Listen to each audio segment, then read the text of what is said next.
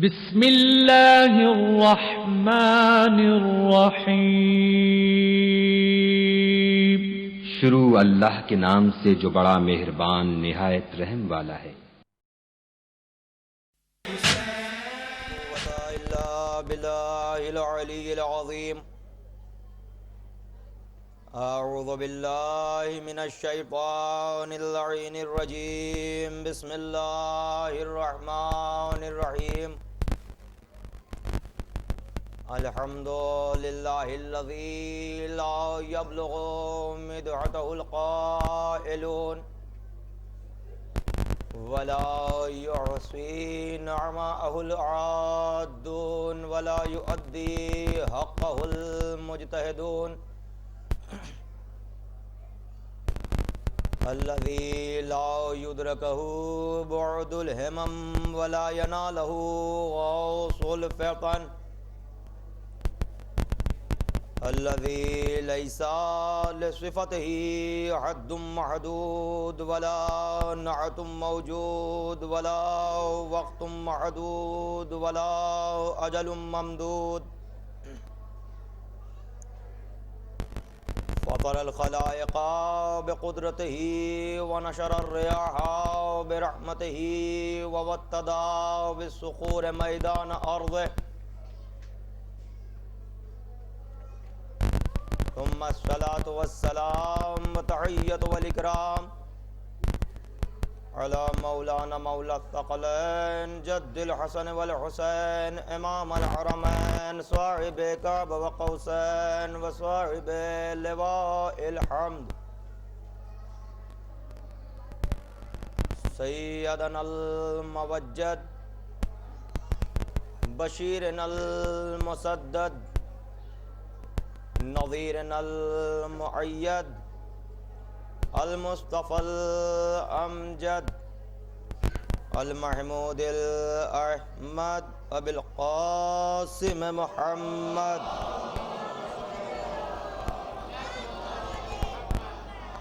وعلى آله الطيبين الطاهرين المعصومين المظلومين المنتقبين المنتجبين ولعنة الله على أعدائهم وغاصب حقوقهم ومنكر فضائلهم ومصائبهم وعطشهم أجمعين من ليلنا هذا إلى قيام يوم الدين. أما بعد فقد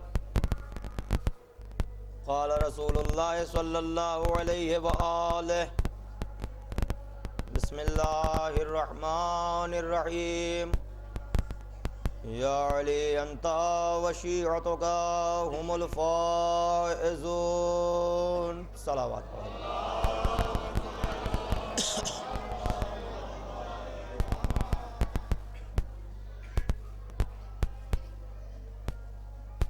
عشرہ مجالس کی آخری مجلس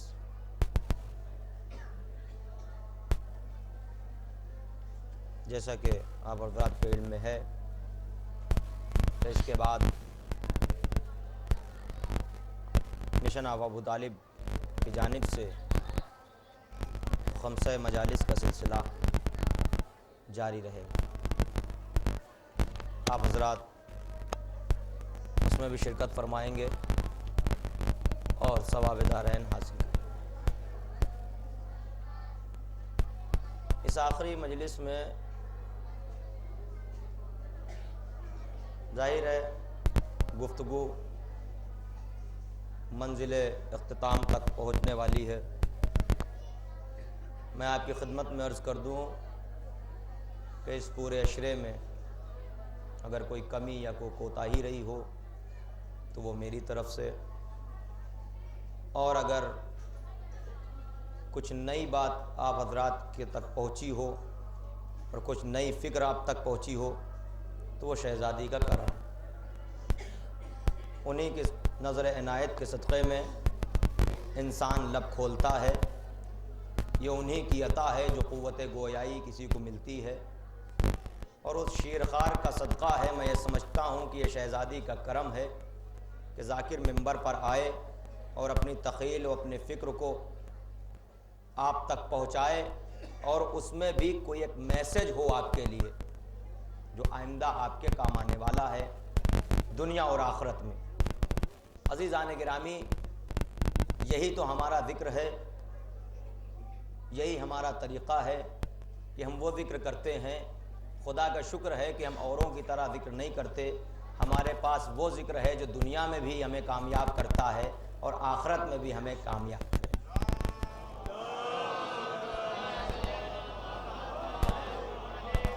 اور میں نے کسی مجلس میں آپ کی خدمت میں عرض کیا تھا، آپ متوجہ رہیں گے تو ہو سکتا ہے آج کی گفتگو بھی ایک عجیب نہج کی طرف چلی جائے جیسے کل کی گفتگو تھی۔ بس میں مؤدبانہ آپ حضرات سے گزارش یہ کر رہا ہوں ابتدائی گفتگو میں کہ آپ متوجہ رہیں گے اور آپ حضرات کو پوری طرح ہمت انگوش کر کے میں آپ کو ایک ایسے رخ پر لے جاؤں گا انشاءاللہ، تاکہ آپ کو بھی محسوس ہوگا کہ ہم فرش مجلس پر بیٹھے ہیں تو یہ ہماری خوش نصیبی ہے، خوش قسمتی ہے۔ میں نے سورہ مومنون کی آیتوں کا ذکر آپ کے سامنے کیا تھا، اور اسی سورہ مومنون میں ایک آیت اور بھی ہے۔ آپ نے ذاکرین سے آپ رہتا تھوڑا اور قریب آ جائیے، اس لیے کہ یہ بار بار جو روزانہ خلل واقع ہوتا ہے۔ ایک صلوات پڑھ دیجیے پر محمد و آل محمد۔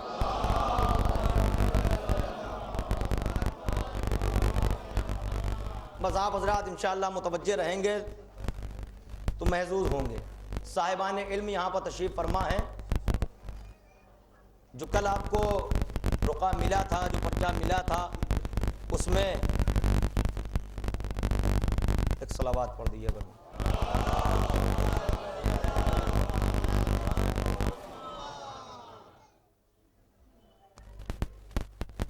آپ غور کر رہے ہیں، اس میں ایک پوائنٹ یہ بھی تھا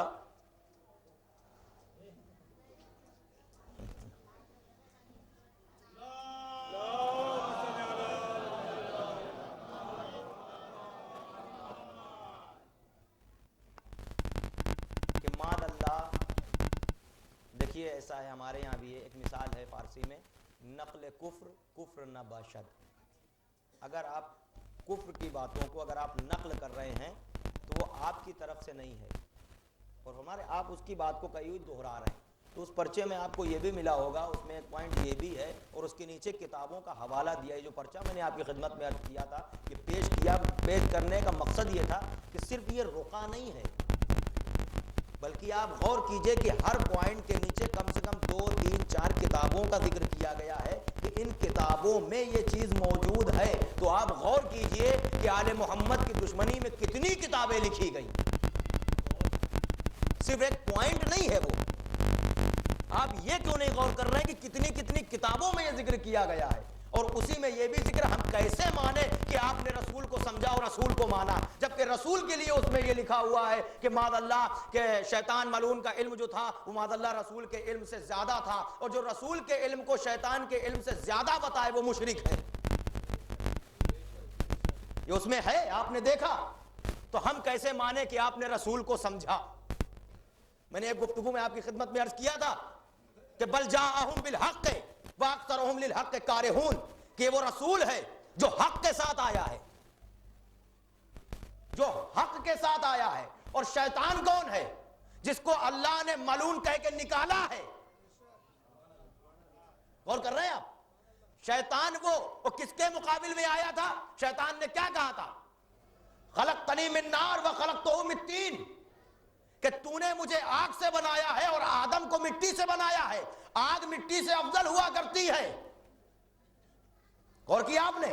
اس نے اپنی افضلیت اور انانیت میں یہ کہا کہ میں افضل ہوں آدم سے، جبکہ وہ طین کے مقابل آیا تھا۔ طین کہتے ہیں مٹی کو، اور مٹی کو تراب کہتے ہیں۔ اگر آپ نہ سمجھے تو کون سمجھے گا؟ آدم طین کے مقابل آیا، تراب کے مقابل آیا۔ جب آدم ملعون جو ہے شیطان ملعون جب تراب کے مقابل میں آیا تو اللہ نے اس پر قیامت تک کے لیے اس کے گلے میں لعنت کا طوق ڈال دیا کہ یہ تراب کے مقابل آیا ہے۔ اور غور کیجئے گا، صرف ابو تراب نہیں، تم نے تو استاد ابو تراب کے سامنے لا کے بٹھا دیا۔ بات رسول کی ہو رہی ہے، بل جاءہم بالحق واکثرہم للحق کارہون، اور اسی کے آگے ایک آیت ہے بل آتیناہم بذکرہم، کہ ہم نے جو رسول نازل کیا یہ ذکر ہے، یہ مجسمہ ذکر ہے، اور فہم عن ذکرہم معرضون، اور وہ لوگ اس ذکر سے انکار کرتے ہیں، گریز کرتے ہیں، یعنی رسول کا بھی انکار کر دیا. اور فرما رہے آپ یہ خطابت نہیں ہے، قرآن کی آیت کا ترجمہ ہے کہ انہوں نے رسول سے انکار کر دیا. معلوم یہ ہوا رسول ہے مجسمہ ذکر، اور جو اس ذکر سے انکار کر دے وہ اللہ کی نگاہ میں مسلمان نہیں ہے. اور پھر آپ فیصلہ کیجئے جو میں نے کل کہا تھا کہ پہلے اپنے 72 فرقوں میں طے کر کے بتاؤ کہ مسلمان کون ہے. ہماری بات تو دور ہے، اور اسی میں ایک آیت ہے کہ وَلَوِ اتَّبَعَ الْحَقُّ أَهْوَاءَهُمْ لَفَسَدَتِ السَّمَاوَاتُ وَالْأَرْضُ وَمَنْ فِيهِنَّ، کہ اگر حق، متوجہ رہیے گا، حق کبھی کسی دور میں، کسی زمانے میں، کسی حالت میں اتباع کرے، پیروی کرے، بیعت کرے کس کی؟ ہوا یعنی خواہشات نفس کی. مفسرین نے لکھا ہے اس سے مراد باطل ہے. خواہشات نفسانی کا اسیر تو باطل ہی ہوگا نا، آپ تو اتنا سمجھ رہے ہیں. قرآن کیا کہہ رہا ہے؟ حق کبھی کسی زمانے میں بھی باطل کی اتباع، پیروی، بیعت کرے گا تو آسمان اور زمین اور جو کچھ اس کے درمیان ہے سب کچھ فنا ہو جائے گا.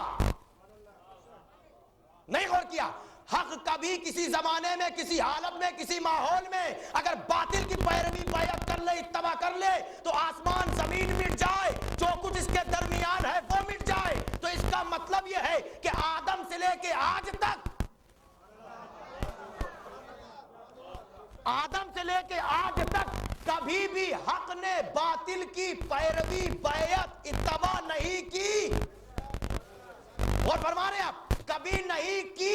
اب آپ غور کیجئے گا کہ حق کیا ہے اور باطل کیا ہے. حق کہاں ہے؟ ہمیں کوئی دکھائے. حق کیا ہے؟ کہیں قید ہے حق؟ کوئی چیز ہے حق؟ حق کیا ہے؟ بل جاءہم بالحق، نبی آیا حق کے ساتھ، یہ حق ہے. نبی نے ارشاد فرمایا الحق مع العلی والعلی مع الحق. نہیں، آج کی گفتگو تو اور آگے جائے گی، ابھی آپ متوجہ نہیں ہیں.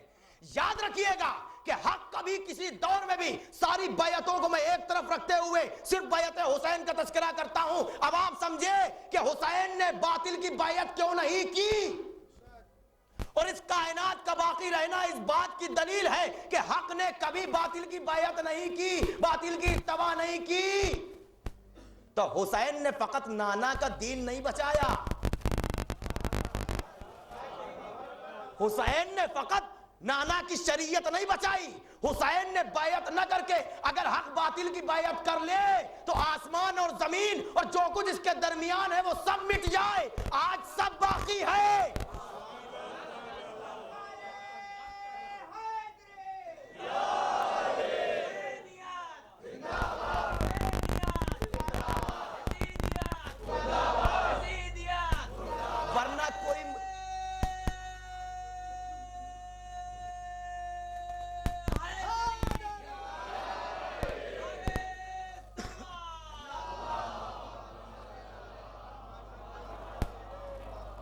ورنہ کوئی مجھے یہ بتائے کہ یزید کے پاس کیا نہیں تھا؟ 1/3 کائنات پر حکومت کر رہا تھا. یہ اقتدار، یہ افواج، یہ اسلحے، یہ لشکر، سب کچھ اس کے پاس تھا. پھر یہ کیوں بے چین تھا کہ حسین بیعت کر لے، حسین بیعت کر لے؟ کیونکہ وہ جانتا تھا میرے پاس سب کچھ ہے مگر حق نہیں.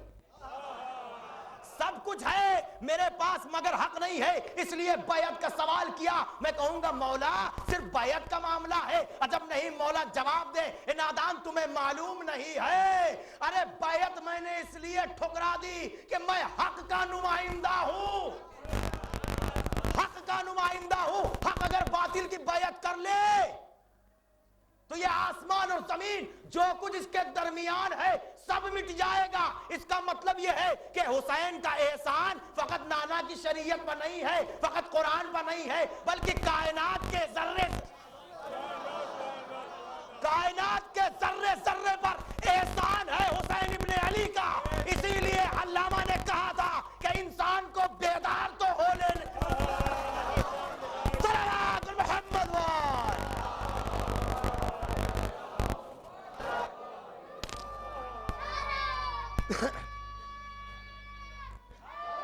آپ حضرات متوجہ رہیے گا. آج ساری باتیں میں انشاءاللہ ایک ایک گرہ کھول رہا ہوں. فرش مجلس حسین پر بیٹھے ہو, حسین کے نمک حلال ہو. سنو آج ایک بات, ایک واقعے کے لیے قرآن بار بار ہمیں متوجہ کر رہا ہے, لیکن ہم اس کی طرف راغب نہیں ہوتے ہیں. اور لوگوں نے یہاں تک کہا کہ اللہ کے نبی یہ عشق کا معاملہ تو معیوب سمجھا جاتا ہے, عیبدار سمجھا جاتا ہے. محبت کی باتیں, عشق کی باتیں عیبدار ہوا کرتی ہیں. پھر اللہ نے اپنے قرآن میں یوسف کا ذکر کیوں کیا ہے؟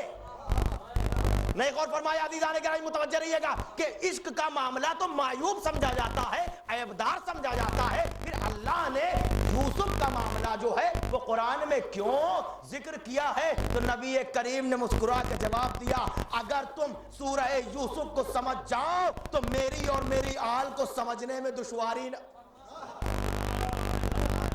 مجھے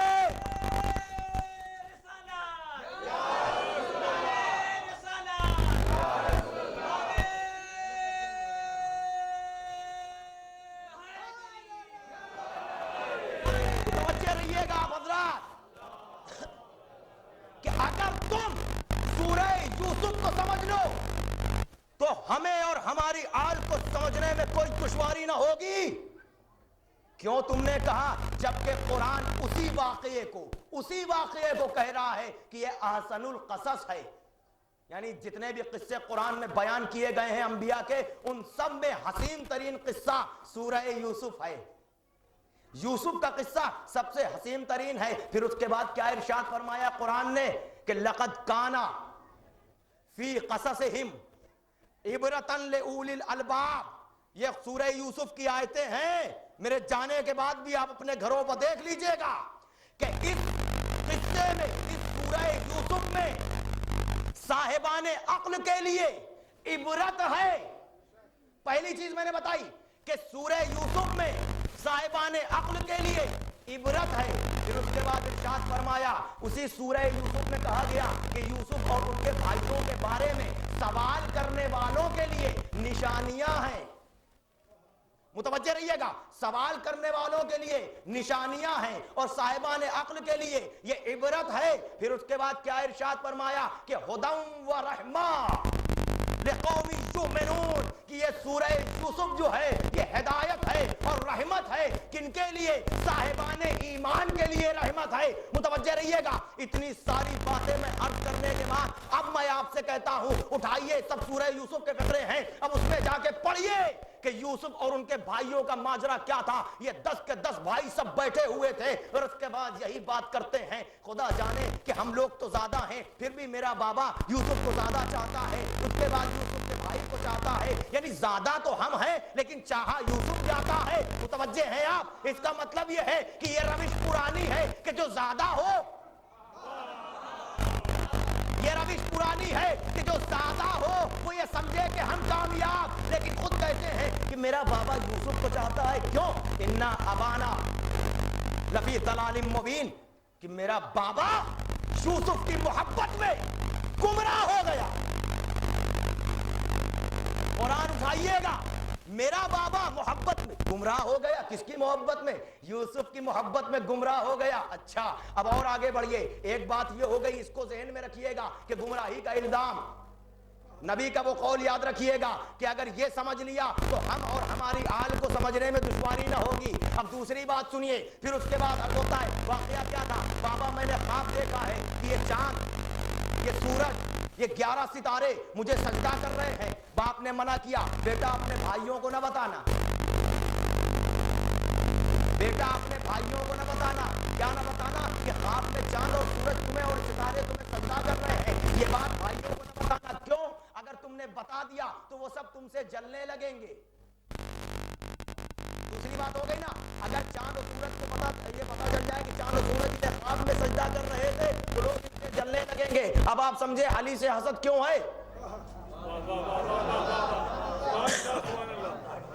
جہاں خواب میں سجدہ ہو وہاں لوگ جلنے لگے, یہ قرآن کہہ رہا ہے. تو جہاں حقیقت میں, متوجہ ہے آپ؟ اب عزیزان گرامی سنیے, ابن مغازلی نے لکھا اپنی کتاب میں کہ جب رسول سے پوچھا گیا یہ بتائیے کہ آپ کے بعد آپ کا خلیفہ، آپ کا وارث کون ہوگا؟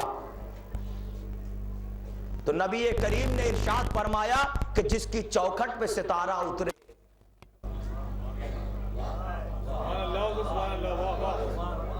جس کی چوکھٹ پر ستارہ اترے وہ میرا خلیفہ بھی ہے اور میرا وارث بھی ہے۔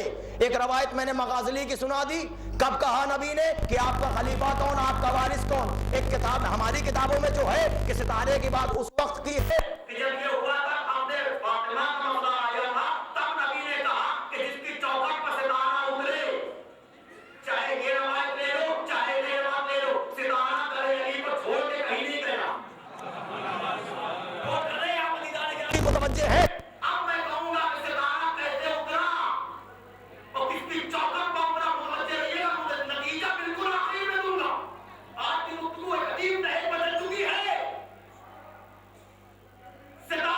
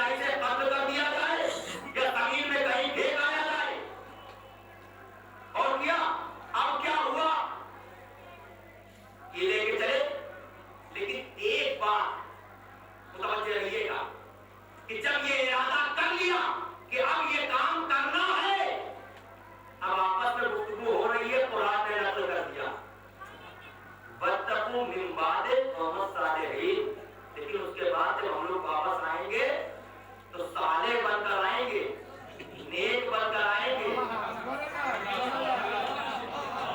نیک بن کر آئیں گے، بابا کے سامنے ایسا کریں گے کہ ہم نے یہ کام کیا ہے۔ اب مسلمانوں کے مفسرین نے لکھا کہ جب یہ کام کر کے آئے، ایک دمبے کو یا بکرے کو ذبح کیا، اس کا خون قمیص میں لگایا، لا کے بابا کو دیا اور بابا کے سامنے آ کے سب سے پہلے نماز پڑھی۔ نہیں غور کیا گیا؟ آپ سمجھنے کی کوشش کیجئے فرش مجلس حسین پر حیا کہ جب معصوم کی عدالت ہوتی ہے اور ایسا کام کر لیا جائے تو ارادہ پہلے یہ بنتا ہے کہ نیک بن جاؤ، اور آگے سب سے پہلے نماز پڑھی۔ اور ہم بھی دیکھ کے دھوکہ کھاتے صاحب، اتنے نمازی، اتنے پرہیزگار ہو گیا۔ اب کیا ہوا؟ آئے، نماز پڑھی، نماز پڑھ چکے، اور اس کے بعد یوسف کہاں ہے؟ یوسف کہاں سے جب عزیز مصر کے یہاں پہنچے تو اس کے لیے بھی قرآن نے رحم کیا کہ جب زلیخا نے ان کو متوجہ کرنا چاہا اور ان کے قریب آئی تو جناب یوسف کے الفاظ ہے قرآن کہا کہ میں بھی زلیخا کے قریب جاتا، اس لیے نہیں گیا کہ میرے پاس میرے پروردگار عالم کا برہان تھا، اس لیے نہیں گیا۔ اللہ نے کہا یوسف میرے مخلص بندوں میں سے ہے، برگزیدہ بندوں میں سے ہے، اس کے پاس میرا برہان ہے، اس لیے وہ ادھر نہیں راغب ہوا، متوجہ رہیے گا۔ اور شیطان کیا کہہ کے چلا تھا کہ میں سب کو بیان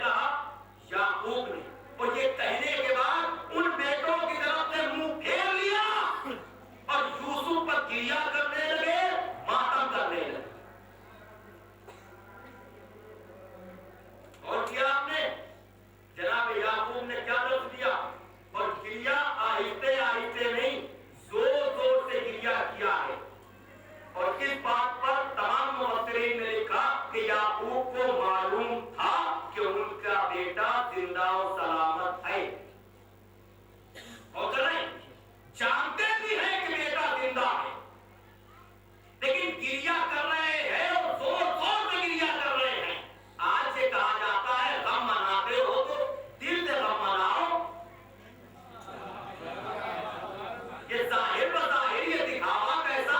ارے پہلے یعقوب سے پوچھو.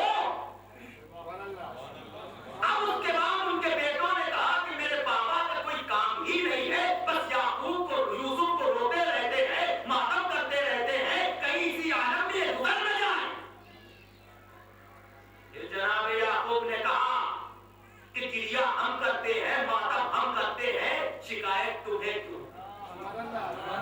نتیجہ دینے جا رہا ہوں جناب یعقوب کا فکرہ کہ گریہ ہم کرتے ہیں, ماتم ہم کرتے ہیں, شکایت تمہیں کیوں ہے, دکھ تمہیں کیوں ہے, تمہیں اس بات کا خطرہ ہے کہیں راز نہ کھل جائے.